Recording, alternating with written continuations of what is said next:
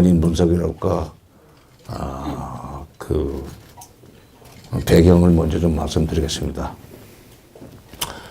이번에 나경원 자유한국당 원내대표가 외신 기사를 인용하는 척하면서 문재인 대통령을 김정은의 수석 대변인 같다는 얘기를 했습니다. 김정은의 수석 대변인. 그건 점잖은 표현이죠. 툭하면은 무슨 나라를 들어다가 김정은에게 바치려고 한 그런 식의 얘기들을 많이 합니다. 그 말이 사실은 굉장히 뿌리가 깊은 얘기들입니다. 몰라서 그런 것 같죠. 절대로. 뭐냐. 지금 그 이른바 보수 뭐 우익이라고 그럴까. 보수라는 게 사실은 나쁜 말은 아니에요.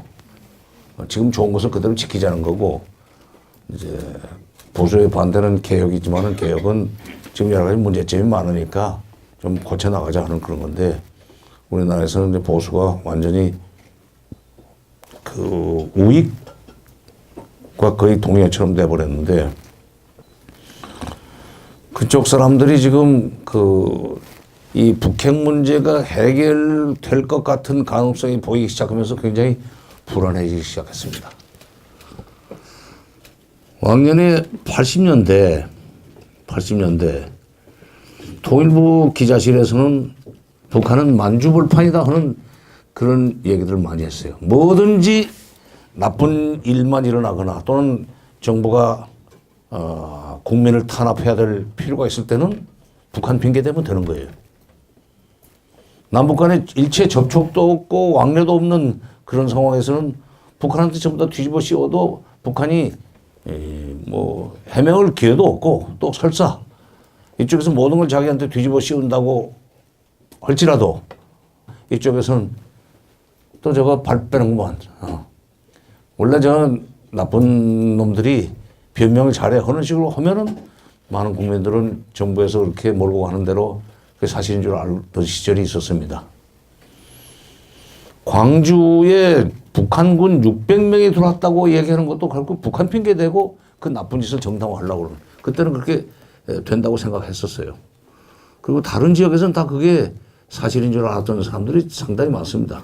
지금까지도 그 주장한 사람은 뭐 건강하대요. 한 분은 저 개인적으로 아는 분이 총리까지 지내신 분이에요. 노태우 정부 시절에 총리를 하신 분입니다. 제가 개인적으로 잘 아는데, 제가 이제 김대중 정부에서 차관 장관을 하다 보니까 완전히 김대중 사람으로 그쪽은 분류를 하고 있지만, 저는 사실 김대중 대통령은 일면식도 없었어요. 노무현 대통령도 일면식도 없었습니다. 김영삼 정부 시절에는 청와대 가서 통일비서관도 3년 8개월이나 했어요. 저도 김영삼 대통령하고도 일면식도 없었는데, 그건 뭐 직무 연관성 때문에 그냥 순서에 의해서 뽑혀갔을 뿐인데, 김대중 사람, 노무현 사람 뭐 이런 식으로 이제 분류를 하는 사람이 많죠. 근데 저는 그냥 통일한 사람입니다. 저는 통일한 사람인데, 무슨 얘기 끝에 정 박사. 그때는 제가 장관도 끝나고 난 뒤죠. 그렇죠. 5.18 때 북쪽에서 600명이나 군대가 내려왔었는데 말이야. DJ가 그때 정부에서 지휘를 했거든. 그 내가 정색을 하고, 선생님, 미국의 총리를 지내신 분이 그런 말씀을 하시면 어떻게 합니까? 대한민국에 60만이 넘는 대군이 있는데 그 인민군이 어디로 옵니까? 공중으로 옵니까? 땅굴로 옵니까? 걸어서 옵니까? 철조망 뚫고? 바다로 들어옵니까? 올 수 있어. 아니, 말이 되는 말씀을 하십시오. 말이 되는 말씀을 하시라고. 몰라서 그래. 북쪽은 무슨 짓이든지 할 수 있어. 그런 식의 얘기예요. 그러니까 북쪽에다가 터넘기면은 변명도 못하고 모든 걸 뒤집어 쓰는 그런 시절이 있었죠. 그래서 이제 국가보안법으로 많은 사람을 참 반박정희, 반전두환, 반군부, 반체제라고 해서 참 애매하게 죽이고 한 적이 있었는데 바로 그래도 됐던 시절이 끝나가고 있습니다. 4.27 남북정상회담 이후 그리고 6.12 북미정상회담 이후 한반도 정세가 어떻게 전개될 것인지 전망을 해두고 그다음에 한반도에 평화가 뿌리내리도록 하기 위해서 어떤 일을 한국 정부가 해야 될 것인지 좋은 의견이 있으면 좀 제언을 해달라 하는 주문을 했어요. 그랬더니 일본에서 온 한반도 전문가인 오고노기 마사오라고 개요대학 명예교수, 정치학 교수가 있어요. 한국말을 잘합니다. 북한의 원전을 그대로 읽을 수 있는 사람이니까. 외국의 한반도 전문가 중에 한글을 가지고 북한 원전을 읽어서 노동신문을 읽고 북한 연구를 하는 사람이 그렇게 많지가 않아요. 되게 미국에서 무슨 CSIS 이런 데서 뭐라고 북한 전문가라고 하는 사람들은 그거는 한국 신문에서 이 영자신문 같은 데 나오는 기사 좀 있고 그놈으로 이제 정리를 해서 얘기를 하기 때문에 자기가 직접 원전을 보지 않으면은 이 말 속에 숨어 있는 뜻을 알 수가 없습니다. 영어로 번역하면 완전히 또 다른 얘기가 되어버리죠. 근데 그 사람은 한국말을 잘 알고 뭐 북한 원전도 있고 노동신문도 꾸준히 보고 하는 사람인데 그 오고노기 교수가 그래요. 문재인 대통령은 참 운이 좋은 대통령이다. 분단 국가의 대통령으로서 참 운이 좋다. 왜냐? 때마침 김정은과 트럼프를 만났다. 김정은은 확실하게 비핵화를 하고 그리고 경제를 발전시키고 싶어 한다. 그런 점에서 그야말로 진정성 있는 진정성 있게 비핵화하려고 그러기 때문에 잘만 하면은 북핵 문제를 해결할 수 있고 그래서 한반도에 평화를 가져올 수 있고 또 한쪽에 트럼프는 그전 뭐라 그럴까 미국의 정치권에서는 그 사람이 듣보잡이에요. 공화당에서 공천도 안 주려고 했던 사람 아니에요.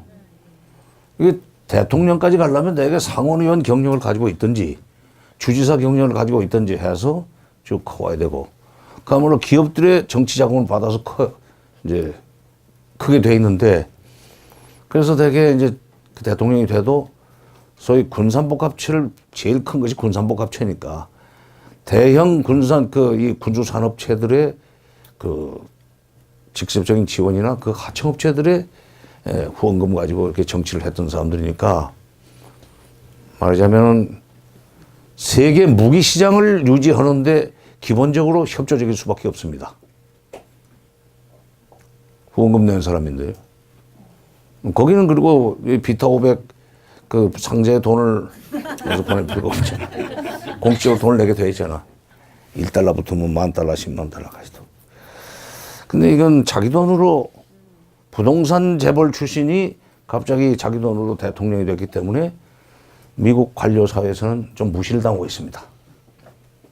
저게 언제까지나 할지 모르겠다. 그래서 계속 탄핵 얘기 나오는 게 말하자면 워싱턴 정가에서는 가짜는 거야. 경력이 좀 약해요.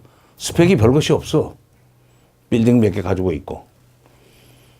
뭐 여성 편력도 좀 복잡하고. 그런데 그렇기 때문에 지금 미운 털이 베개 있고 기회만 있으면 무슨 끌어내리려고 그러지만은 이 사람은 이 사람대로 자기가 지금 재선까지 좀 노리고 있는 사람입니다. 누구든지 되면은 재선 하려고 그러죠. 재선까지밖에 못하니까 국회의원은 뭐 6번까지도 할 수 있고 뭐 10번까지도 할 수 있지만 그러니까 재선을 위해서는 외교 분야에 있어서 업적을 하나 내야 되겠는데 마침 김정은이라는 소위 예상치 못했던 카운터파트를 만나가지고 얘기를 해보니까 잘하면 이 북핵 문제를 해결할 수 있을 것 같다. 그 북핵 문제라는 건 미국 정치사에서 어떤 의미가 있냐면 오바마 8년도 동안에도 해결할 것처럼 해결 못했고 부시 8년도 압박만 했지 해결 못했고 오히려 문제를 키워놨고 클린턴 정부 때도 8년 동안 해결을 했는데 지금 이 쿠션 달고 있는 볼턴이 부시 정부 들어와서 초기에 북한을 자극해서 북한이 그 판을 깨고 나가도록 만들었어요. 그래서 제가 재수없다고 그랬었어요. 스토리를 다 얘기했는데 조선일보가 앞뒤 다 빼버리고 17년 전에 이 사람이 이런 나쁜 짓을 했기 때문에 우리한테는 매우 참 그 기분 나쁜 사람이다. 기분 나쁜 사람이라고 했으면 괜찮을 텐데 재수없다고 그러니까 좀 말이 좀 천박해서 그게 이제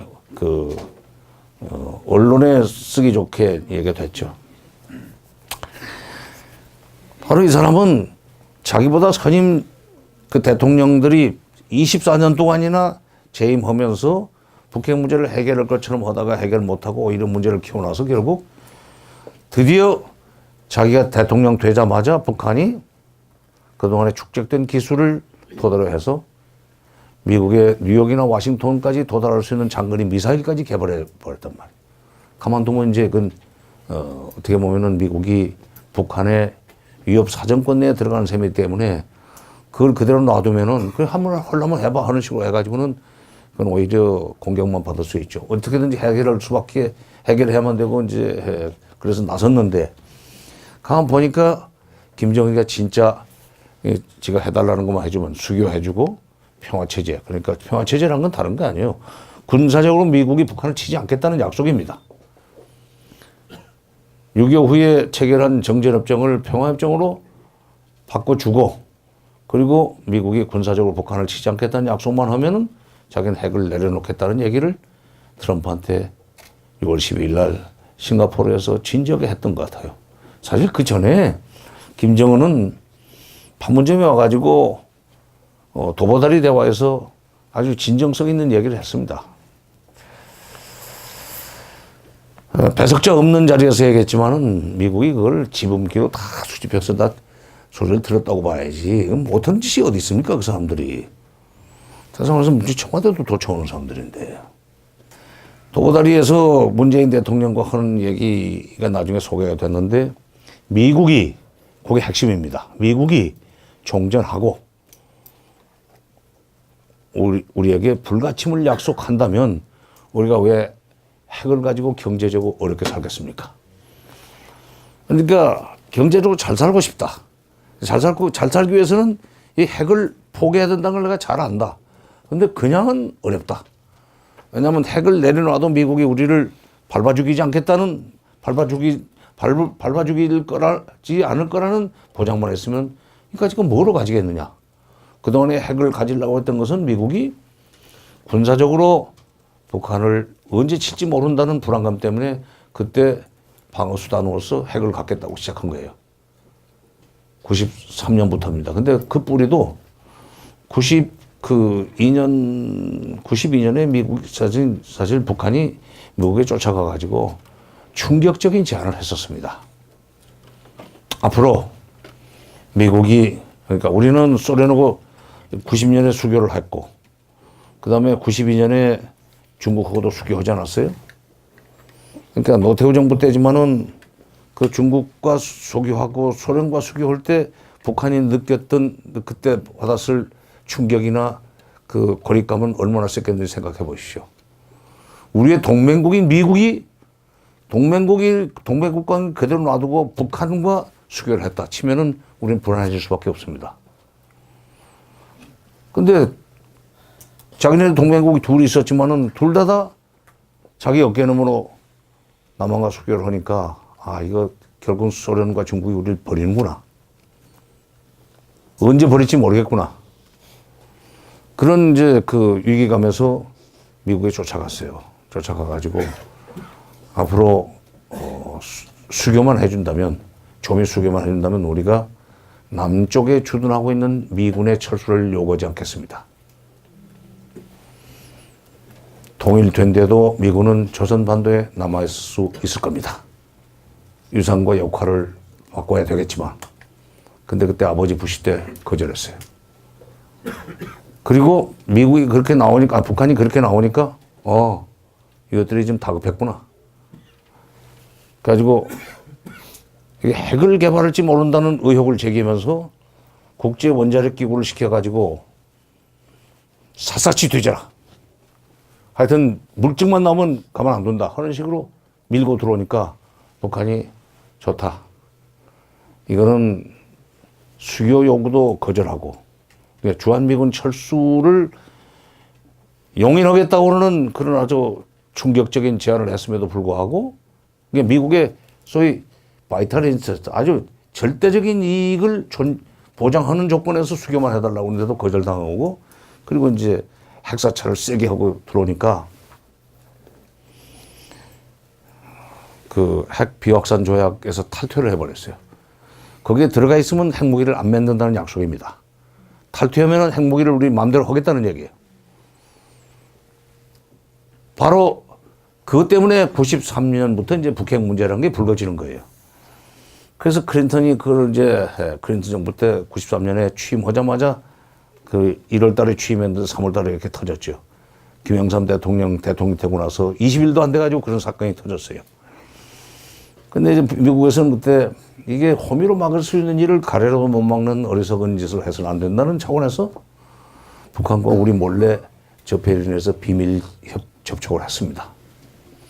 우리한테 지도사도 모르게 우리를 안 알려줬어요. 미국이 그런 짓 잘해요. 우리가 하는 건 미주알 고주알 다 고해바치라고 하면서 자기들이 하는 것은 나중에 우리가 따지고 덤비면 그때 좀 뭐 그런 일이 있었는데 얘기해 주려고 하는데 그래 뭐 잘못 만났어. 사실 이런 일이 있었거든 하는 식으로 얘기를 하고 말아요. 그럼 오늘 감히 미국에 대해서 또 따지지도 못해요. 또 미국에 대해서 세게 말하면 동맹 깰라고 그러냐는 식으로 막 자꾸 나오니까. 그래 내가 가끔은 그래요. 조선조 시대에 우리나라가 중국을 상국으로 섬기면서 사사건건 상국에 물어보고 행동해야 된다고 하는 선비들이 많이 있었습니다. 관리들도 있고. 요즘 미국은 청나라 말에 그 중국 같지는 않지만은 사사건건 물어봐야 된다고 그러고 미국한테는 모든 것을 소상하게 보고를 하고 승인을 받아야 된다는 식의 철학을 가지고 있는 사람들이 많이 있습니다. 속국근성이죠. 네. 근데 그런 사람일수록 아주 탁 거드름 잘 펴요. 미국 앞에서는 쩔쩔매면서도 다른 사람들 앞에서는 아주 큰 소리 치고 그런 사람들은 이제 미국이 지금 트럼프가 자기의 정치적 목적 때문에 비핵화를 하려고 하는 것이 굉장히 불안해져요. 비핵화를 하면은 결국 이제 작년 6월 10일 날 싱가포르에서 어떤 약속을 했는가? 북미 관계 개선입니다. 첫 번째가. 그 다음에 평화체제 구축입니다. 정치 외교적으로 미국이 북한을 치지 않고 인정하고 대사관을 평양에 보내고 북한의 대사관이 와싱턴에 들어간다는 얘기예요. 그 다음에 정전협정을 평화협정으로 바꾸면 군사적인 적대 행위는 이제 더 이상 못하게 됩니다. 북한이 정전협정 하에서 언제 그걸 깨고 군사적 도발을 할지 모른다는 이유로 해가지고 지금 이 주한미군이 여기 있으면서 한미연합사도 만들고 뭐 그러면서 한국군을 완전히 자기네 그 부하군대로 쓰잖아요. 그렇게 만든 게 또 이승만 대통령이에요. 참 이승만 대통령은 존경하는 사람은 한없이 존경하더구만 남북관계사나 국제정치사 외교사를 보면은 참 그분은 참 무슨 생각을 가지고 대통령 하셨는지 좀 의심이 들어요. 김정은은 그런 경제를 살리기 위해서 비핵화를 하겠다는 것을 문 대통령한테도 얘기를 했지만은 트럼프한테 얘기를 하니까 트럼프가 말이 되거든요. 그래서 이란의 북미 관계 개선 약속을 해줬어요. 새로운 조선민주주의인민공화국과 미 합중국은 새로운 관계를 수립하기 위해서 공동으로 노력하기로 했다. 그게 이란입니다. 6.15 공동선언에.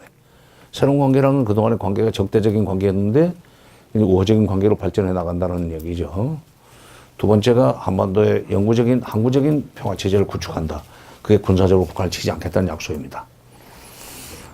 그러니까 미국이 종전하고 불가침만 약속하면 우리가 왜 핵을 가지고 경제를 어렵게 살겠습니까 하는 얘기가 바로 6.12 판문점 북미 공동선언에 그대로 그 순서대로 들어간 거예요. 그리고 세 번째가 비핵화입니다. 네 번째 미군유해 송환 발굴 및 미군유해 발굴 및 송환은 그것은 이제 덤으로 준 거고. 그러니까 트럼프가 김정은의 진정성을 인정했기 때문에 지금도 I love him이라는 소리를 자꾸 하는 거예요. 편지만 보내면 뷰티풀 레터라고 그러고. 그 사람이 말이 좀 해프긴 해요. 그러니까 미국의 정치권에서는 그야말로 참 대책이 없는 사람입니다. 예측 불가능하고. 그게 오히려 트럼프의 이제 정치적 경쟁력이 역설적이 되고 있는데 바로 그런 사람이 북핵 문제를 해결해서 자기가 정치적 입지를 키우고 역대 대통령 세 사람의 대통령이 24년 동안 해결하지 못했던 그 문제를 해결했다고 하면 미국 외교에 있어서는 커다란 업적이 됩니다. 그러면 사우스 다코타인가 큰 바위 얼굴이라고 조지 워싱턴 링컨 네 사람만 들어가 있는데 웬만한 사람 존 F 케네디도 안 넣어주더라고요. 근데 그것까지는 못 들어가겠죠, 이제. 그러나 어쨌든 미국 외교사에서는 거대한 족적을 남긴 대통령이 될 수 있습니다. 노벨 평화상은 당연히 가는 거고.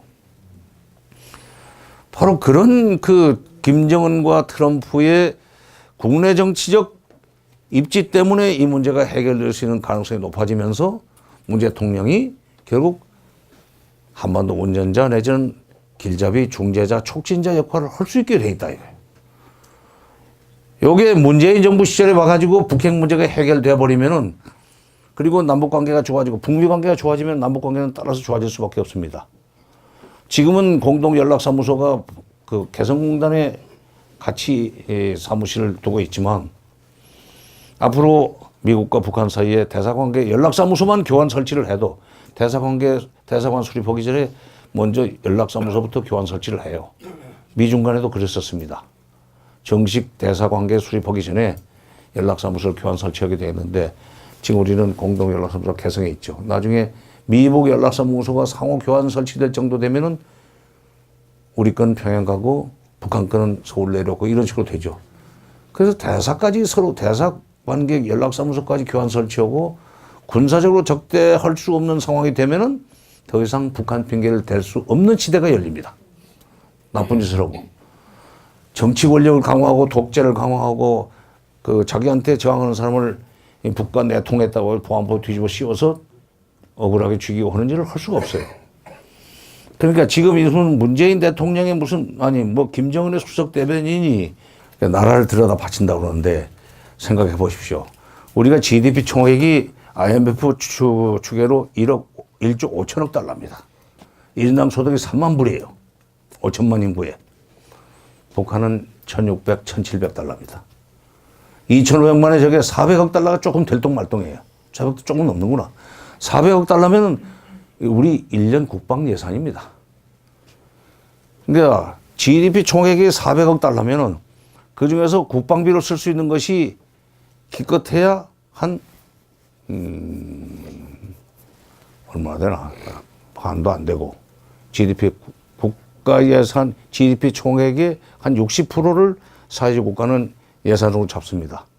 한 240억 달러 정도의 국가 예산 규모 속에서 거기서 절반을 써도 120달러밖에 안 돼요. 120억 달러. 그럼 우리 국방 예산 3분의 1밖에 안 됩니다. 싸움이 안 되는 거예요. 핵과 미사일 때문에 그러는데 핵은 절대로 우리한테 못 씁니다. 그건 걱정하지 마십시오. 건병 있는 사람들은 핵을 가지고 핵폭탄을 터뜨려 가지고 우리 남쪽을 초토화시켜 놓고 공산을 하려고 그런다. 사람을 죽여놓고 공산을 하면 뭐랍니까? 근데 이제 북한 핑계대는 짓을 할 수가 없으니까 조선일보도 그렇고 지금 되게 이제 북한 핑계대고 저렇게 그런 거 아닙니까? 나라를 들여다 바치려고 그런다. 자, 1조 5천억 달러의 GDP를 가지고 있는 나라가 왜 400억 달러밖에 안 되는 저 가난뱅이한테 가서 우리나라를 책임져 주십시오 하고 갖다 바치겠어요. 5천만 인구를 가지고 있는 대한민국을 왜 2,500만짜리 가난한 나라에 갖다가 내가 책임 못 지니까 당신이 알아서 해 주시오 했어요. 에? 북한이 다가 섭니까? 말이 안 되는 소리예요. 그러니까 앞으로 들여다 바치려고 한다면 그 숫자를 가지고 얘기하십시오. 아니, 3만 달러. 3만 달러, 1인당 연간 개인 소득이 평균 3만 달러 되는 나라의 살림을 1인당 1,600, 700달러밖에 안 되는 살림을 하는 거기다가 왜 갖다 맡기냐? 살림을 갖다 맡기려면은 살림이 넉넉한 데다가 갖다 맡기는 거지. 부엌에 연탄하고 있어서 솥단지 딱 하나 있는 데다 대고 기와집을 왜 갖다 들어다 바칩니까? 앞으로 우리가 그런 숫자를 가지고 좀 반박을 해주세요. 좀 알고 얘기 좀 하라고. 어? 모르면은 이제 저 선동이 되긴 되죠. 수석 대변인도 그래요. 김정은이 그러니까 비핵화의 진정성을 믿을 수 없는데 왜 문재인은 진정성을 믿고 자꾸 미국과 북한을 연결시켜 주려고 그러냐. 김정은의 대변인이냐. 김정은의 대변인을 하려면은 김정은 얘기도 대변인이라는 건 김정은 얘기도 트럼프한테 전달해야 되고 트럼프 얘기도 김정은한테 전달해야 될 거 아니에요? 이번에 이제 한미 정상회담은 거기서 나온 얘기를 북한한테 전달해주고 둘이 잘해봐라 하는 식으로 이제 그걸 흥정을 붙여줘야 됩니다. 그러면 트럼프 수석 대변인은 괜찮고 김정은 수석 대변인은 안 된다는 얘기밖에 안 되는데 그러면 아니 문제를 해결하기 위해서는 이쪽 저쪽 얘기를 다 듣고 전달해주면서 값이 맞게 조정을 해줘야 될 거 아니에요? 그건 부동산 중개사도 하는 짓이에요. 그렇게 해서라도 우리 국민들이 전쟁 공포 없이 살 수 있게 되면 되는 거지. 그걸 수석 대변인이라고 해서 기분 나빠서 그 일을 못하게 만드냐 이게. 이 소위 북한 핑계대고 지금 그동안에 군사독재 했고 군사독재 하는 기간 동안에 협조하면서 소위 기득권을 구축해온 사람들은 이것이 허물어지는 것이 두렵습니다. 그것 때문에 그러는 거예요. 심지어 이제 일제 때 그것까지도 들쳐나서 무슨 반민특위를 잘못해가지고 국론을 분열시켜서 지금까지도 이렇게 됐다 그런 얘기를 하는데 그것도 문제가 되니까 또 분명히 그때는 해방 후 반민특위라고 그러더니 2019년 반문특위가 말을 바꾸는 바로 그런 것 때문에 그러니까 소위 대북 적대를 전제로 한 또는 반북, 대북 적대 그 다음에 모든 걸 공산주의와 민주주의의 싸움으로 자유와 그 독재의 싸움으로 이분법적인 사고를 하던 시절에 구축된 기득권이 허물어지는 것이 무서운 사람들이 지금 이렇게 저항을 하는 겁니다. 상당히 오래 갈 거예요. 그러니까 미국의 와싱턴에 북한 대사관이 들어가 버리고 평양에 미국 대사관이 들어가 버리고 우리도 남북 간에는 관계는 이건 국가 관계가 아니기 때문에 대사관은 명칭은 대사관은 못 써요. 실질적으로 대사관 기능을 할지라도 연락 대표부 뭐 이 정도로 이제 하게 돼 있는데 어쨌건 그런 정도 되면은 북한이 그렇게 나쁜 집단만은 아니다 하는 것이 확인이 되기 시작하면 북한 핑계는 더 이상 못 되는 거 아닙니까? 그것 때문에 지금 이렇게 저항을 하는 거예요. 더구나 이제 지금 광주 이번에 지금 그것이 다시 불이 붙었지만 광주 그때 5.18 때 북한 핑계 대고 그걸 정당화했던 거 아니에요. 지금 와서는 그것이 완전히 나쁜 짓이었다는 것이 이제 막 다 증언들이 나오면서 좀 뒤집어지려고 그러지만 역사는 다시 정리가 되겠죠. 이게 북한 핑계 대고 국내 정치적으로 나쁜 짓을 하던 시절에 구축된 기득권이 허물어지는 것이 두려운 사람들이 지금 이렇게 말을 막 만들고 인용하고 그래가지고 이 문재인 정부의 이 북핵 문제 해결 행보를 발목 잡으려고 그런 겁니다. 그리고 인용한다 없이고 미국에서도 잘 안 된다고 그러더라. 북핵 문제는 결국 해결 안 될 텐데 괜히 해결될 것처럼 국민들을 현혹시켜가지고 뭐 지지나 끌어내려고 그러는데 이게 잘못된 거다. 결국 안 된다. 그럼 어떻게 해야 되는데 북한은 무조건 압박으로 굴복을 시켜야 된다. 그래서 고통스러워서 결국 자진해서 핵을 버리도록 만들 수밖에 없다. 그게 상책이다. 절대로 일어나지 않습니다. 북한이요 굉장히 독한 사람들이에요. 우리는 그렇게 독하지 못했습니다. 같은 당군의 후손이지만은 계속 어렵게 살다 보니까 어렵게 살다 보니까 저게 경제적인 어려움을 그냥 운명으로 알고 살아나갈 수 있는 그런 DNA를 이미 가지고 있어요. 오죽했으면 작년이구나. 작년 9월 6일인가 블라디보스톡에서 동방경제회의라는 것이 열려가지고 사실상 이쪽 지역의 정상들이 다 모였었죠. 문재인 대통령도 가고 아베 총리도 가고 그랬었는데 푸틴이 아베가 계속 압박을 강화해야 된다는 식으로 얘기를 하니까 트럼프 얘기하고 똑같은 얘기를 했죠. 그러니까 그때 푸틴이 했던 얘기였어요. 그거는 그 북한한테 노스코리아한테는 해당되지 않는다. 그 사람들은 그때 그 고난의 행군 시절 그러니까 95년부터 김일성이 죽은 그 이듬해부터 98년까지를 그쪽에서는 고난의 행군이라고 시대 이름을 붙였습니다. 자진해서. 그리고 고도 가는 길 험난해도 웃으며 가자.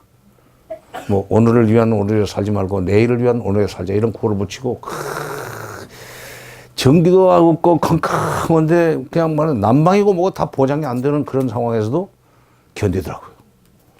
그때 러시아 사람들이 소련 사람들이 아마 야 저거 조선은 대단한 사람들이다 하는 식으로 감동을 받았는지 놀랐는지 작년에 푸틴이 그랬어요. 그 사람들 고난의 행군 시절에 보니까 풀뿌리를 캐먹으면서도 우리한테 손을 안 벌리더라. 그런 사람들한테 뭐 제재하면 된다고? 꿈도 꾸지 마라. 같은 사회주의 국가로서 우리는 안다 이거예요. 이게 경제적 압박을 가하면 손 들고 나오라는 것은 그러는 건 지극히 자본주의적인 발상입니다. 이게 지금 그동안에 미국이 그렇게 압박을 가하면 경제적으로 제재를 가하면은 이제 답답해가지고 굶어 죽기 싫으니까 손 들고 나올 거다라고 생각했던 것이 지극히 미국적이고 자본주의적인 사고방식의 산물이었다. 결국 이제 이 북한은 그러면 언제 북의 핵을 포기할 것인가? 지금까지 북핵 협상사를 보면은 자기들이 처음에 꺼내놨던 것은 절대로 중간에 바꾸지 않습니다. 미국은 뭐 이랬다 저랬다 하고 뭐 또 바꿔보기도 하고 무슨 뭐 꼭 흥정하는 것처럼 하는데 결국은 태도를 바꾸는 것은 미국이었었어요. 처음에는 막 죽일 것처럼 했다가 그 다음에 여기까지만 해. 그러면 뭐 해줄게. 해도 이제 그게 북한에서 조금 호응했다가, 그 약속에 기대했던 대로 안 되면 다시 또 원점으로 돌아가 버리고. 그러면 그때는 또 다시 또 뒤로 설무하니 가가지고 그러지 말고 나와봐. 해서 또, 그러니까 금방 그 때려 죽일 것처럼 막 눈을 부릅뜨고 고함을 지르고 했다가도 북한이 더 세게 배랑 끝을 쓰고 막 그냥 뒤로 그 물러나고 도망가 버리고 그러면 다시 설무하니 가서 붙들어 와요. 그래 놓고는 뭐 우리 보고 뭐 제재를 제재망을 뚫지 말라고 그러는데 지금 벌써 지금 더 이상 제재를 안 해도 될 것 같다. 북한 인민들이 너무 어렵기 때문에 뭐 제재를 뭐 안 해도 될 것 같다 하는 얘기를 누가 시키지 않았는데 지가 자진해서 하지 않았어요.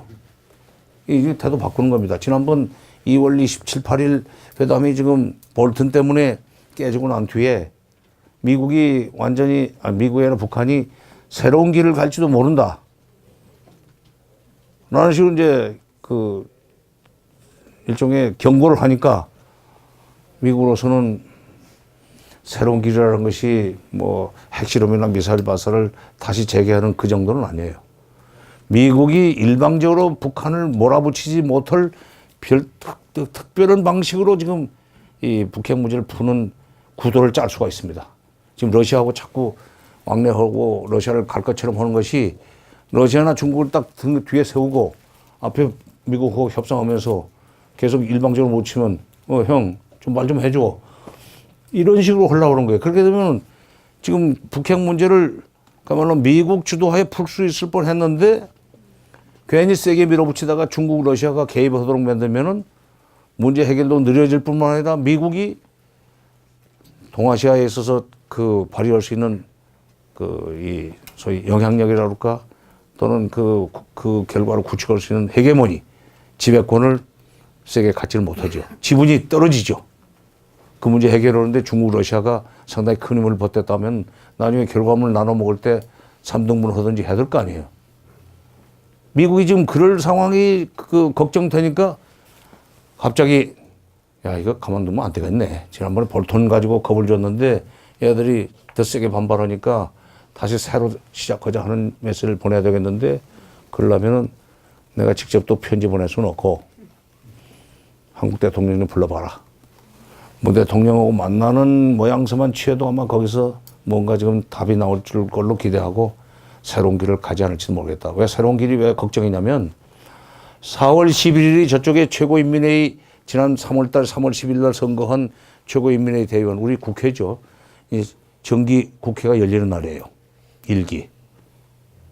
그 국회에서 그야말로 새로운 길을 국가의 방침으로 공적으로 확정해버릴 수가 있다고는 전망이 나오니까 야, 이거 사전에 좀 차단하자. 그러려면 최소한 그날 아마 그 전에도 하고 싶었겠지만 미국 대통령도 조정할 수 있는 일정들이 한계가 있으니까 우리 대통령은 오라고 그러니까 그냥 만사제 펴고 가지만은 왜냐하면 이게 북핵 문제 해결의 전기가 마련될 수 있다면 만사제 펴고 가야죠. 국민을 위해서라면. 왜냐하면 북핵 문제가 다시 북미 관계 협상의 그 불씨가 살아나면은 그만큼 비핵화 가능성은 높아지는 거고 그렇게 되면 우리 국민들이 그만큼 편히 살 수 있는 거 아닙니까? 물론 바로 대북 적대를 전제로 해서 구축됐던 그 시절에 구축됐던 기득권이 허물어지는 것이 들어오는 사람들한테는 매우 지금 마음에 안 드는 행보예요, 이게. 안 갔으면 좋겠어요. 가가지고 일이 잘 돼가지고 북핵 문제가 속도를 내기 시작하면은 북미 관계 개선 속도도 빨라지고 이렇게 되면 이제 북한 핑계대고 나쁜 짓을 할 수 있는 시간은 다시 오지 않는다. 밀러 특검이 저렇게 해서 러시아 스캔들이 없어지면은 이제 특검이 아니라 저 탄핵은 비켜갈 수 있답니다. 그렇게 되면 이제 대선 페이스를 시작해야 되는데 그러려면은 이게 그동안에 그런 대로 대외 관계에 있어서는 상당한 업적을 내놓은 것이 지금 북핵 문제입니다. 이란 문제나 시리아 문제나 다 이게 뭐 어떻게 좀 복잡하게 꼬여 있는데 그런 대로 지금 만나본 김정은 만나보니까 얘는 잘하면 될 것 같다. 상당히 진정성이 있어 보인다. 그러니까 내가 업적을 낼 수 있게 협조해 줄 수 있는 그런 노스코리아의 지도자니까 이걸 활용하자라고 생각을 해가지고 다시 시동을 하려고 문 대통령 불러드린 겁니다. 아마 좋은 메시지를 주리라고 봐요. 그러니까 지난번 볼튼이 정리해서 낸 것은 그건 너무 그렇게 신경 쓰지 말고 다시 얘기를 시작해보자.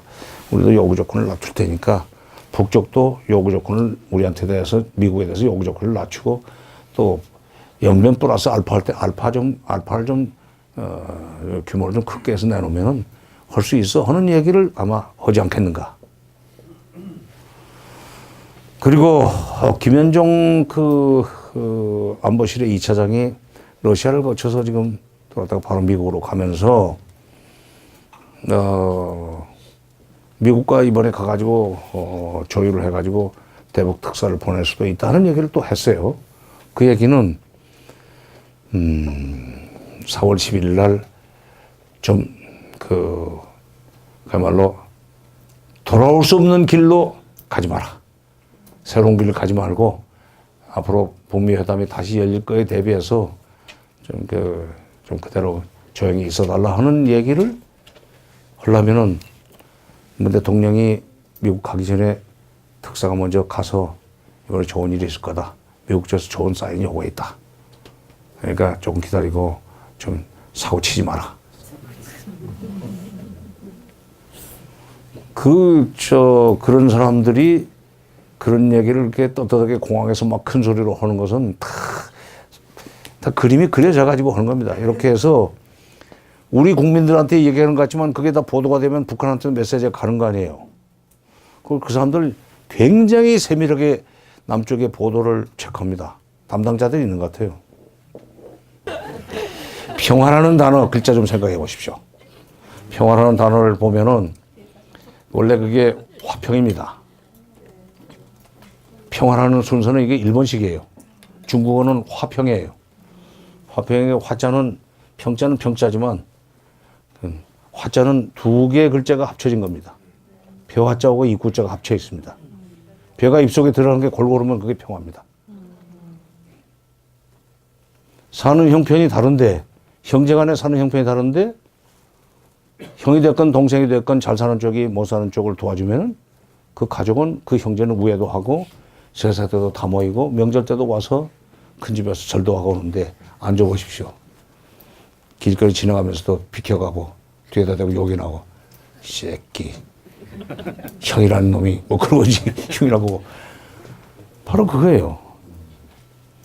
그리고 이제 김대중 정부 들어가서 쌀과 비료를 고정적으로 40만 톤 쌀 40만 톤 비료 30만 톤을 주던 시절에는 아주 노골적으로 동포가 아니면은 이렇게 비바람이 몰아치는데 누가 우리에게 먹을 걸 주겠어. 우리 참 고맙게 알고 먹고 있다. 근데 남쪽 언론에서 우리는 못 보지만 남쪽 언론에서 뭐 이걸 괜히 뭐 군인들이 뺏어간다느니 배급만 하고 사진 찍고 다시 걷어간다는 일은 뭐라 그런다는데 우리 그렇지 않습니다. 고맙게 알고 먹고 있다. 고맙게 알고 먹고 있는 확실한 증거를 시키지 않았는데 뭐라고 하냐. 근데 남쪽 쌀이 좀 붉기는 떨어집니다. 왜? 2년 된 그 저장미를 갖다 와서 방아찌워 주니까 이게 물을 머금었다가 이제 마르고 하다 보면 방아찌면 부스러기도 나오고 색깔도 약간 회색으로 되고 그래도 우리 쪽에서 기분 나쁠 것 같아요. 그래도 붉기는 떨어지지만 죽을 수어들이면 오히려 노인들은 좋아하십니다. 확실히 못한 증거지. 그리고 2005년이죠. 2005년 6월 17일 날 당시 6.15 행사로 민간 행사인데 이제 그땐 정동영 장관 시절에 정부도 같이 갔어요.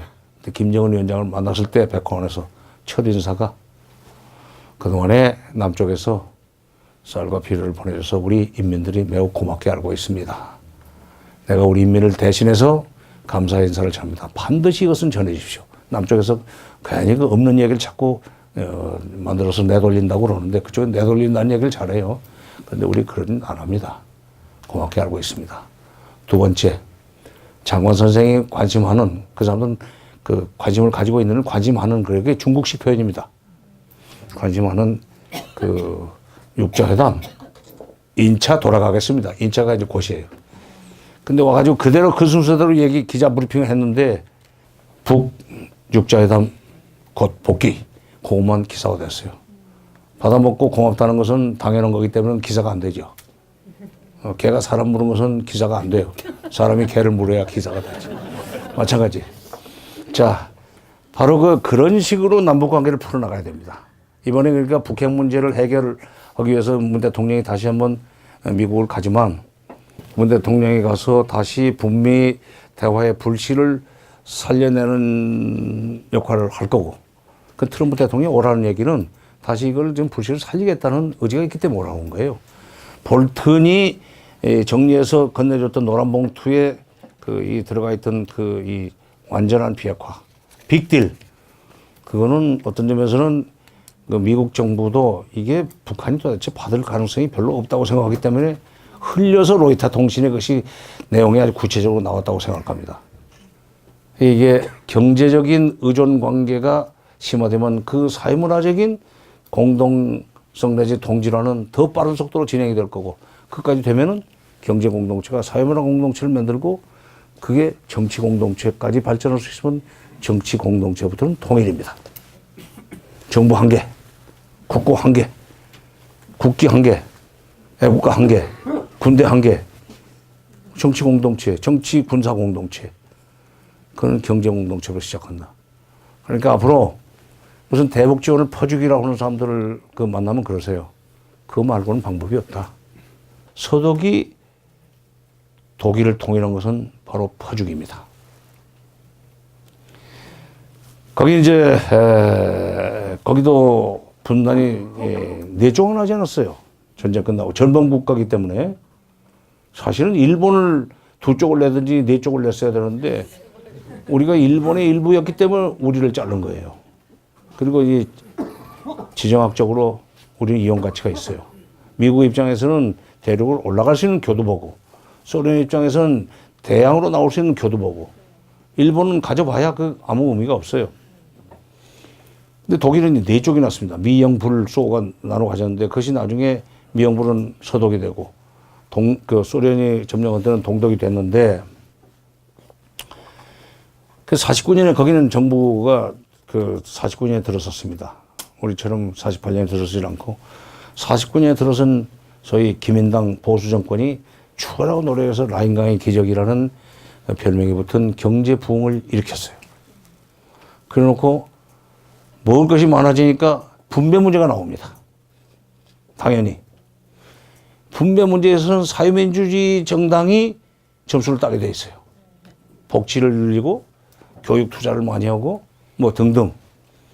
그 정권이 3인당으로 넘어갑니다. 69년에. 딱 들어서더니 3인당 정권이 브란트 수상 총리가 이제 초대 총리인데 그 사람은 아버지가 누군지 몰라요. 사생아예요. 초등학교밖에 못 나왔어요. 계속 노동자로 컸습니다. 근데 꾸준히 노력해가지고 하여튼 뭐 독일에도 검정고시가 있는지 모르지만 하여튼 국회의원도 되고 나중에 베를린 시장을 했습니다. 서베를린 시장. 그 경력이 나중에 이제 서독 총리가 되는데 3인당에서 총재가 되고 결국 이제 총리까지 됐는데 딱 기민당이 벌어놓은 라인강의 기적이라는 별명이 붙은 정도의 엄청난 부를 국내적으로 다 분배를 넉넉하게 하고 또 남는 돈을 동쪽으로 보냈어요. 근데 참 독일 사람들은 내가 그때 그걸 보면서 그랬어요. 제가 77년에 통일을 들어갔는데 처음에 가서 한 게 동서독 관계입니다. 영관계. 야, 이거 왜 이렇게 야당에서 이거 그때는 우리 대북 지원 같은 건 꿈도 못 꿀 때니까 이게 이념적으로 문제가 있는데 왜 이게 그 야당에서 그러니까 보수 쪽에서 기민당 쪽에서 이렇게 조용히 지나가는가. 그때는 잘 몰랐어요. 참 독일은 좀 이상하다. 나중에 이제 우리 대북 지원에 대해서 비판이 나오고 할 때 그때 비로소 독일과 우리의 차이. 역시 제국을 꿈꿨던 나라, 그 제국을 꿈꿨던 나라입니다. 인구는 우리하고 비슷해요. 동서독 통일되면 8천만 조금 넘어요. 우리도 지금 통일되면 7,500만 되는데 역시 제국을 꿈꿨던 나라는 국민들의 도량도 크구나. 우리는 쫌팽이가 돼가지고 그러니까 중국에 스스로 속국을 자처하고 일본의 식민지 노릇하면서 친일에서 먹고 산 사람은 잘 먹고 잘 살았는지 모르지만 그러지 않은 사람은 헐벗고 굶주리고 독립운동했다는 죄로 빨갱이로 몰리고 이러다 보니까 대북지원에도 이제 좀 인색해졌는데 그걸 보면서 이제 독일을 참 부러워했죠. 근데 독일은 69년에 그렇게 꾸준히 동쪽으로 돈을 보내요. 나중에 베를린 장벽이 무너지고 통일이 된 뒤에 베를린 장벽이 그 일을 시작한 지 20년 만에 베를린 장벽이 무너집니다. 근데 그 동안에 여러 가지 뭐 우여곡절이 있었지만 어쨌건 서쪽에서 동쪽으로 현금이 가고 현물이 가는 동안에 민심이 동쪽에서 서쪽으로 넘어오더라 이거야. 마음은 이미 넘어왔고 몸이 마저 넘어온 것이 베를린 장벽이 붕괴입니다. 아, 이게 뭐 좀 자유롭게 살자. 저 담 너머는 참 장벽 너머는 여러 가지로 그 자유롭고 그런 것 같은데 우리도 그 자유의 바람 좀 쐬자 해서 깨고 나오잖아요. 그리고 1년 후에 만 1년도 안 돼서 이제 선거로 통일이 돼버리는데 그때 독일에서 발표하기를 지난 20년 동안 통일이 되기 전까지 브란트 총리가 들어서 가지고 3인당 내각이 대동독 지원을 시작한 그날로부터 통일될 때까지 동쪽에서 서쪽에서 동쪽으로 건너간 현물과 현금은 전부 합산하니까 1044억 도이체마르크다. 1044억 도이체마르크를 달러로 환산하면 약 한 580억 달러 됩니다. 20년 동안에 580억 달러면 29억 달러입니다. 연간. 그 29억 달러. 박근혜 대통령이 개성공단 문을 닫으면서 김영삼 정부 때인 95년에 쌀이 가기 시작하면서부터 작년 15년 말까지 개성공단, 금강산 등등에서 남쪽에서 북쪽으로 간 돈이 30억 달러나 됩니다. 20년 동안에. 20년 동안에 30억 달러면 돈을 하나 30억 달러 1년에 1억 5천만 달러인데 그걸 가지고 째째하게 이걸 가지고 핵을 만들었다고 그러는데 북한은 그 돈으로 해가 만들어도 군수공업부가 미국의 눈치 안 보는 나라들한테 무기 팔고 군복 팔고 군화 팔고 해가지고 돈 벌어서 1년에 10억 달러씩 번다고 미국 의회 보고서가 인정하는 바입니다. 근데 독일이 그러니까 1년에 29억 달러씩 가는 동안에 민심이 넘어오더라. 바로 화평의 원리입니다. 근데 더 놀라운 것은 3인당 정부가 그렇게 해서 13년 동안을 꾸준히 82년까지 동독을 돕는 정책을 꾸준히 지속하는 동안에 기민당이 별로 시비를 안 걸었어요. 그 대목에서 제가 이게 제국 같은 나라들의 국민들의 도량은 정치인들도 좀 다르구나. 그 동서도 분단을 전제로 해서 구축된 기득권이 왜 없겠어요, 거기에. 거기도 반공교육 했는데. 그래도 그런 것은 다 해도 돼 하는 식으로 봐줬고 시비 안 걸었고. 더 놀라운 것은 82년에 정권이 기민당으로 넘어갑니다. 그런데 정권이 교체됐는데 집권한 헬무트 콜 총리가 3인당 정권 시절에 시작했던 대서독 동독 지원 정책, 동방 정책, 독일은 오스트폴리틱은 기민당 정권 하에서도 계속한다. 우리 이명박 대통령은 그날로 끊어버렸어요. 박광자씨 사건 나니까 누구는 그것을 통과 의뢰라고 그랬지만 기다렸다는 듯이 그날 금강산 관광을 중단시켜버렸죠. 자, 바로 그겁니다. 서독이 통일을 이룬 것은 대동독 지원. 우리 쪽에서 악의를 가지고 퍼주기라고 비난하는 대북 경제 지원. 그것이 통일을 가져왔습니다.